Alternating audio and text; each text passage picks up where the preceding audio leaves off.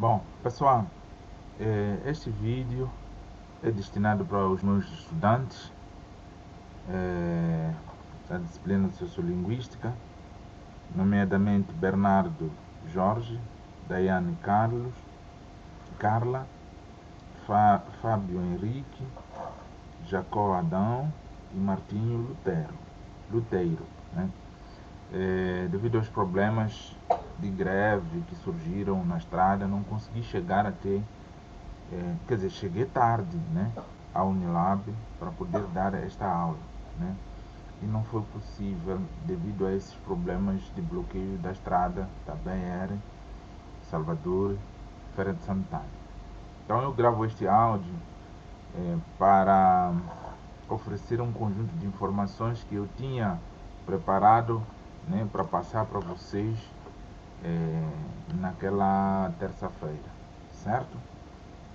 Terça-feira, dia 5, né? Então, esta nossa aula tinha como ponto de partida dois textos, né?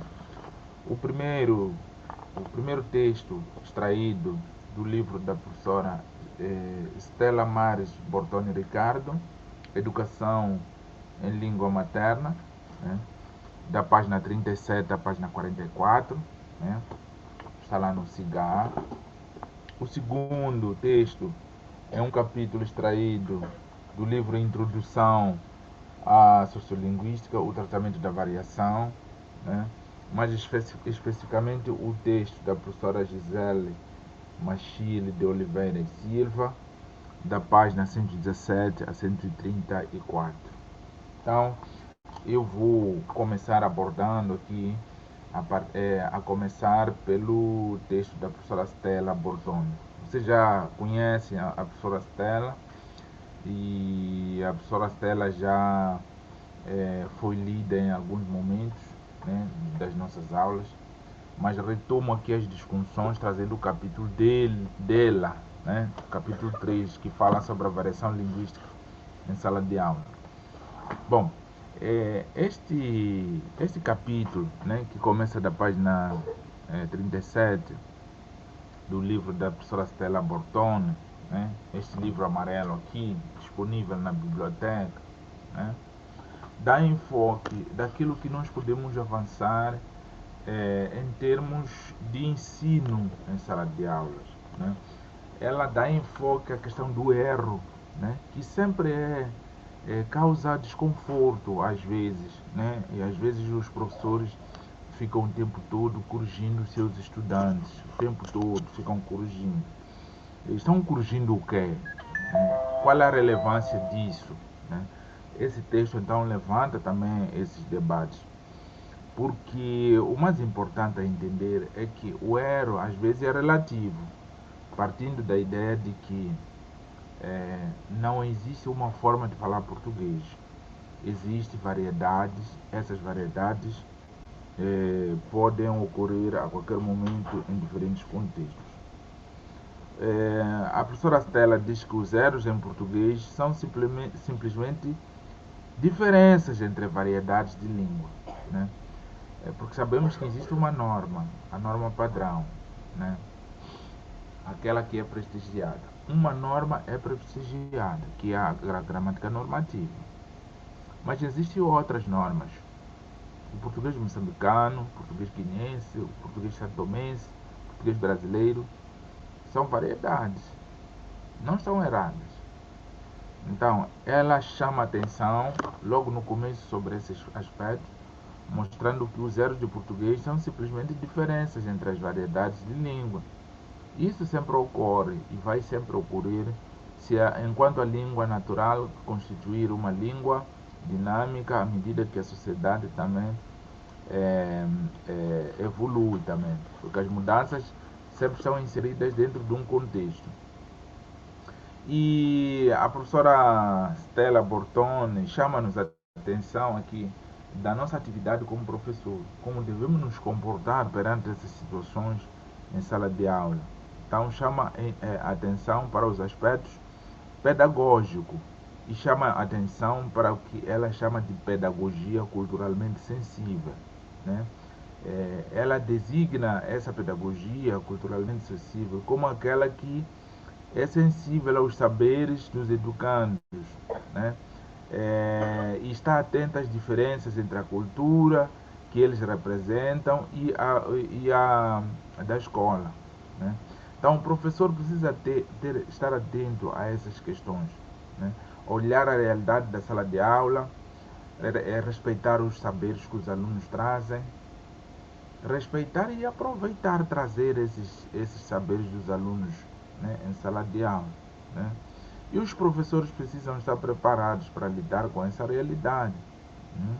Porque a cultura da criança ou do estudante ou do aluno é uma cultura sempre rica, né, que vai agregar e ajudar e acrescentar naquilo que se pretende ensinar.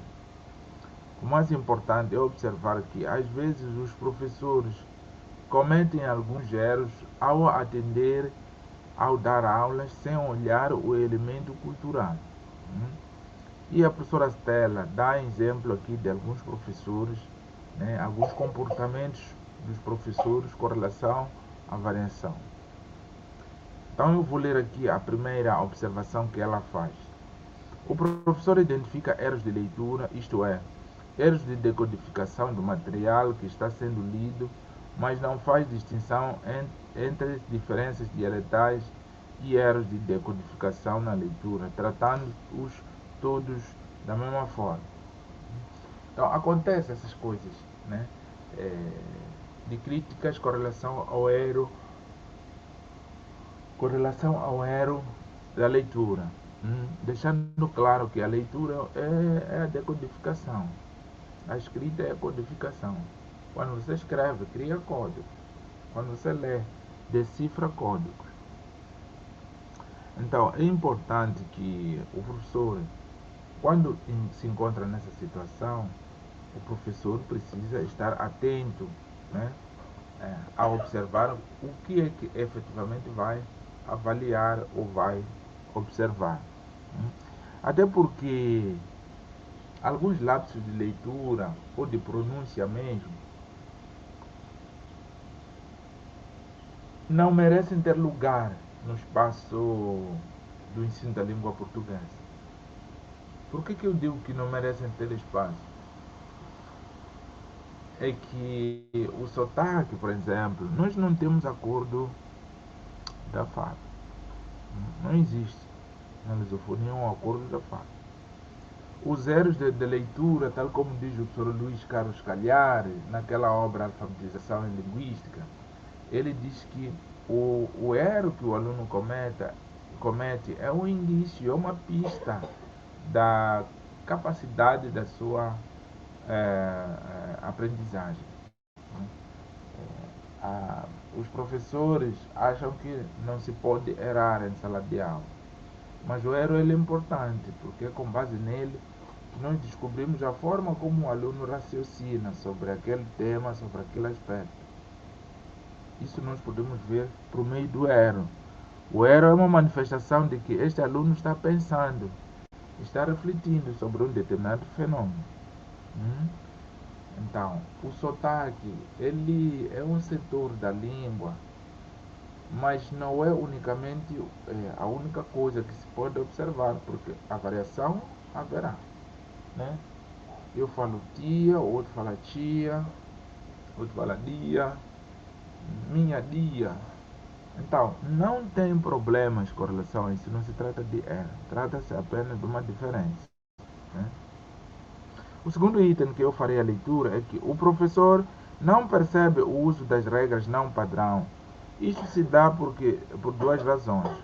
Ou o professor não está atento, ou o professor não identifica naquela regra uma transgressão, porque ele próprio tem o seu próprio repertório. A regra é, portanto, invisível.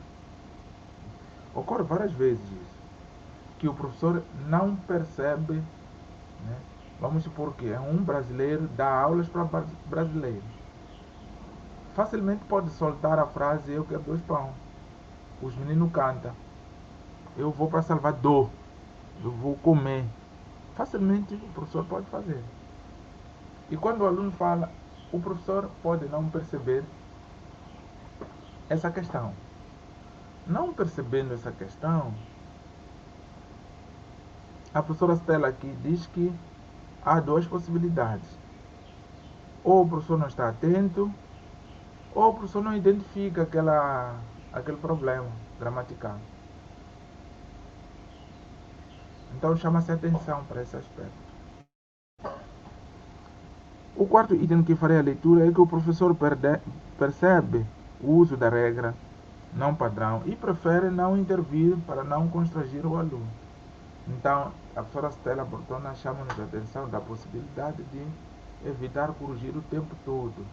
Eu lembro, quando estava no ensino fundamental, o professor ficava lá em frente e apontava os problemas da leitura. E apontava os problemas da leitura. Você lê, menino, e o professor fala, não, é menino.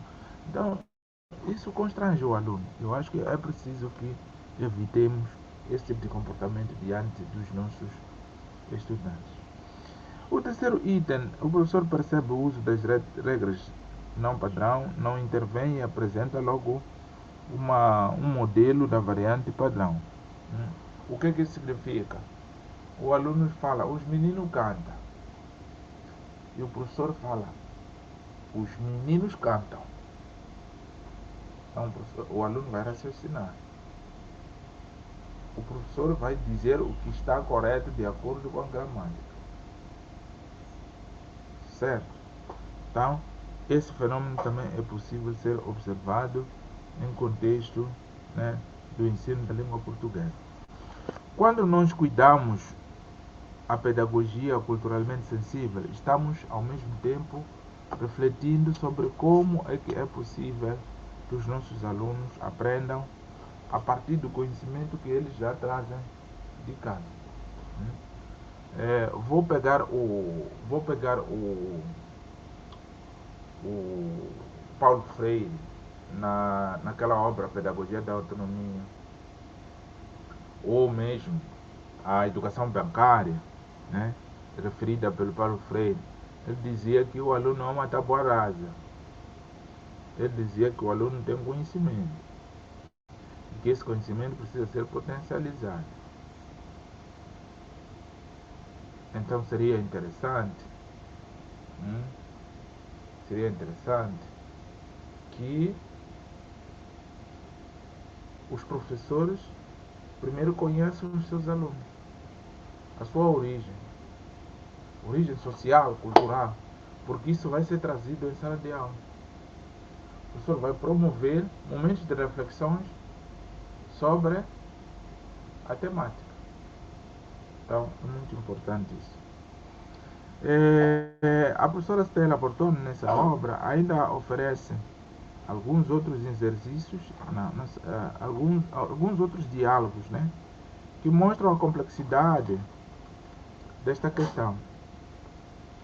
E a professora Stella falou o seguinte: da perspectiva de uma pedagogia culturalmente sensível aos saberes dos alunos, podemos dizer que diante da realização de uma regra não padrão pelo aluno, a estratégia da professora deve incluir dois componentes: a identificação da diferença e a conscientização da diferença.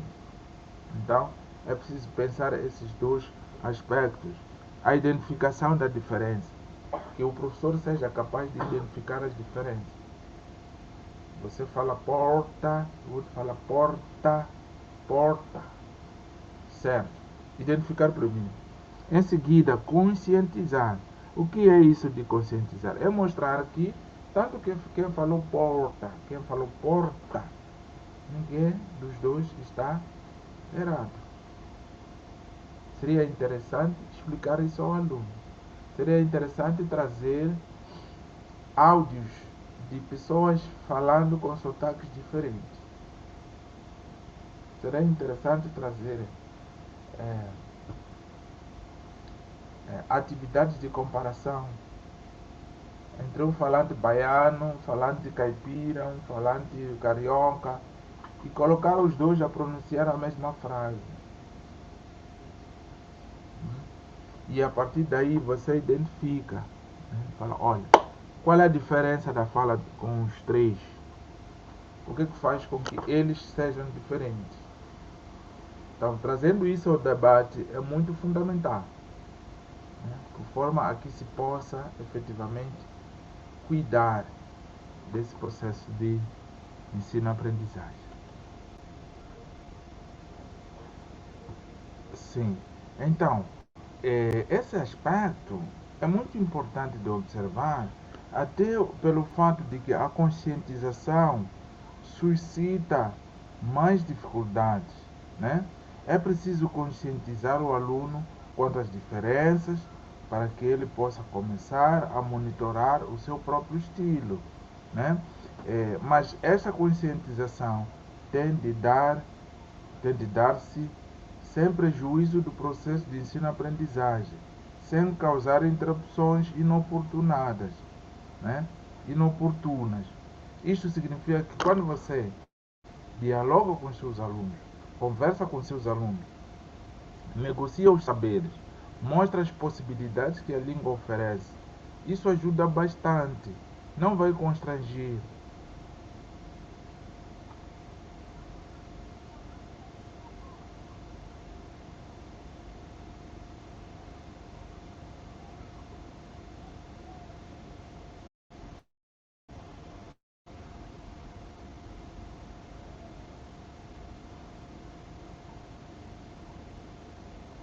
Sim, não vai constranger, até porque esse mesmo aluno vai observar que há diferenças nos usos no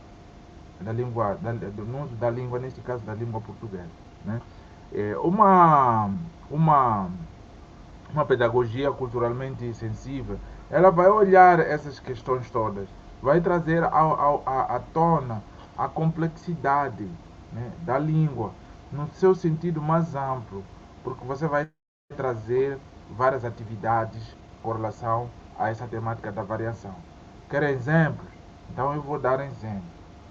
Você pode trazer uma música caipira e coloca ali a música e pede para os alunos captar, procurar entender, né, se eles conseguem entender todas as palavras, se a forma como as pessoas falam é igual com aquelas crianças, né? Você pede ao aluno para analisar como é que estão a cantar. Como é que estão a cantar? Como é que eles estão a cantar?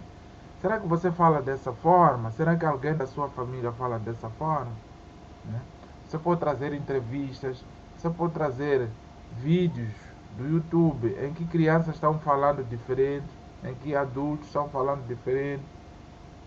Pega um exemplo de uma fala de Portugal, faz um recorte, traz isso, mostra aos alunos as possibilidades que a língua apresenta. Porque, como falei no começo, não existe uma única forma de falar a língua portuguesa. Agora, uma pedagogia culturalmente sensível ou exige a dinâmica do professor. Se você não se entrega para a dinamicidade da língua, automaticamente a pedagogia culturalmente sensível não vai ocorrer. Pior quando você não investiga e busca conhecer a cultura do aluno. Vamos supor que você é, é, é do Brasil, é da Bahia, e vai dar aulas em São Paulo, ou vai dar aulas em Goiás. É importante conhecer o ambiente em que você vai dar, mas isso resulta do interesse do próprio professor, né, que vai se dedicar bastante, né, procurando conhecer a cultura do aluno naquele local onde vai dar aula, né, e mostrar as possibilidades que a língua oferece, né, e isso tudo é fundamental. Então, consegui falar sobre o capítulo 3 da professora Stella Bortoni Ricardo, né? Escolhi o capítulo 3 especificamente devido a essa ideia de uma pedagogia culturalmente sensível que precisa ser alimentado pelo professor. O professor é que precisa chamar a atenção, não permitir aspectos de bullying em sala de aula, bullying provocado pelos aspectos linguísticos. Mostrar que a língua ela varia, tem variabilidade e que os contextos em que os alunos estão inseridos, os contextos culturais em que os alunos estão inseridos, vai fazer diferença. Numa das aulas citamos a diferença de mandioca. Para mim, quando vou ao mercado, eu peço mandioca, porque no meu país chamam mandioca. Não existe a palavra aipim lá, não existe a palavra macaxé. Tudo é mandioca. E o Brasil, especialmente na Bahia, faz diferença entre mandioca e aipim. Se você chega lá no mercado e fala que eu quero mandioca, a pessoa fica ofendida. Porque a mandioca é aquela que é amarga, é aquela que não se come, só se faz farinha. Isso tem a ver com cultura. Então, se o professor não chama a atenção aos seus alunos sobre esses aspectos culturais, estará perdendo a sua própria aula. Não basta ensinar essas coisas da gramática, a gramática normativa. Tem que ensinar o aluno a saber utilizar a língua de acordo com os contextos. Isso é que é saber falar português. Certo? Vou passar para o segundo texto, que é o texto da professora Gisele Michel. É um capítulo extraído desse livro aqui, Introdução à Sociolinguística, esse livro aqui, certo? Introdução à Sociolinguística, disponível na biblioteca. A professora Gisele, ela discute a questão da coleta de dados. Esse livro é muito importante. Quando nós desenvolvemos uma pesquisa em sociolinguística, nós criamos instrumentos de coleta de dados. A entrevista é um instrumento de coleta, o questionário é um instrumento de coleta, os formulários são instrumentos de coleta, né? A entrevista já falei, o questionário já falei, né? São instrumentos para colher os dados. Então, nessa correria de coleta de dados, você precisa saber as questões éticas antes de coletar. Você precisa conhecer as questões éticas. Porque uma pesquisa, ela precisa de ter ética. Certo?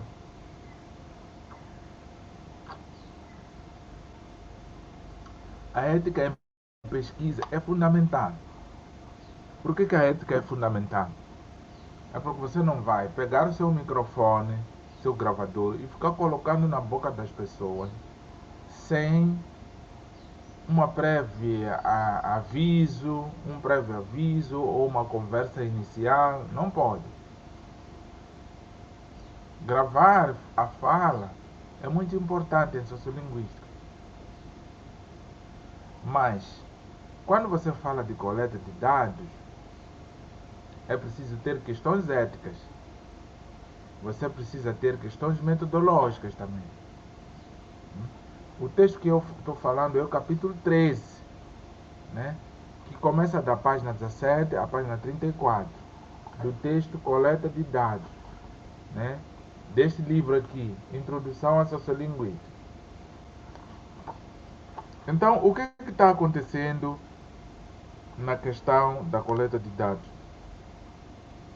A coleta de dados exige que o pesquisador seja, primeiramente, escravo da metodologia programática. Escravo no sentido de respeito daquilo que foi acordado no comitê de ética.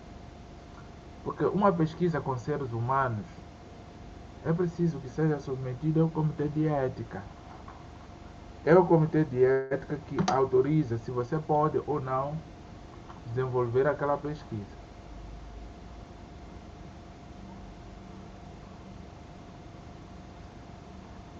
Grande parte das universidades brasileiras, se não todas, possuem um comitê científico. que analisa os projetos de pesquisa, que analisa as propostas metodológicas. Essa comissão analisa e dá a resposta se efetivamente o que você quer desenvolver não fere sensibilidades humanas ou não. Isso está conectado a uma coisa que se chama bioética. A bioética, então, vai cuidar de como é que nós podemos respeitar o outro. Você não pode sair correndo com seu microfone, chega num bairro, captura uma criança e começa a entrevistar. Não pode. Por exemplo, as crianças menores de idade só podem participar de pesquisas científicas quando autorizados pelos seus pais, quando a presença dos pais se verificar. É necessário que os pais assinem um termo de consentimento. Um termo de consentimento que diz, olha, eu autorizo o meu filho a participar desta pesquisa. É complicado, é preciso ter muita atenção com relação a isso, né? Então, numa coleta de dados, tal como William Labov fazia, William Labov cuidou. Por exemplo, Labov recomenda que o investigador se aprenda de modo simples e peça algum tipo e peça ajuda do tipo: sou daqui mesmo, sou de fora, meu trabalho consiste em encontrar diferença, papapá. Você deve se apresentar antes de mais nada. Antes de ir prestar essa entrevista, é preciso conhecer as pessoas que você vai entrevistar. É importante conhecer. Então, isso é fundamental. É preciso também levar uma carta de autorização da instituição para que você também se preserve, né, de problemas futuros. Então, o texto da professora Gisele diz que é recomendável que o investigador dê explicações em demasia. O linguista que calamitosamente assim proceder pode ter certeza de que os dados estariam ao seu devido lugar, tornando então a pesquisa desnecessária. Então você não pode denunciar a carta do jogo. Não pode chegar numa comunidade e falar assim: eu quero saber como vocês pronunciam a letra R final. Como? Se você faz isso, se você denuncia a carta do jogo, você já adianta informar ao entrevistado o que você quer. O entrevistado vai te alegrar, porque vai imitar o sotaque do jeito como você quer. E você vai sair daquele lugar sem nenhuma coleta.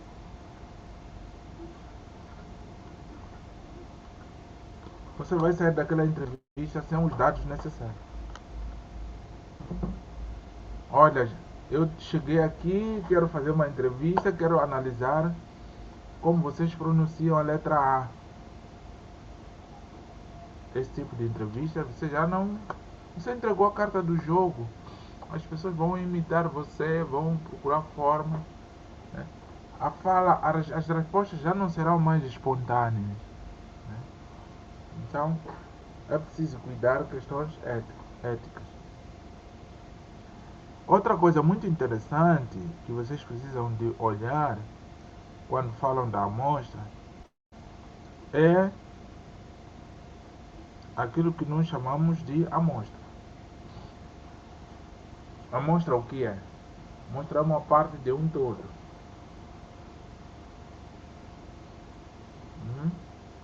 Você tem um todo e pega uma parte. Quer exemplo? Exemplo é das análises nos hospitais. Quando você está doente e você chega no hospital, pedem análises e não podem chupar todo o sangue que você tem para analisar. Eles vão tirar do dedo uma gota. Então, essa amostra precisa ser representativa. Vamos supor que você quer analisar o problema da escrita em crianças do ensino fundamental 1. Precisa ver. Precisa prestar atenção. Então, a amostra o que vai ser? Vai ser uma parte de um todo. Se eu estou desenvolvendo uma pesquisa sobre mulheres, eu não preciso entrevistar todas as mulheres brasileiras. Eu vou pegar uma parte dessas mulheres. Pode ser mulheres de Salvador, mulheres de Minas Gerais, e analisar. Do resultado posso inferir para o resto também. Então é importante delimitar bastante a amostra, que é a população. Você quer trabalhar com quantos entrevistados? 15, 20, 30? Né? Como você vai selecionar?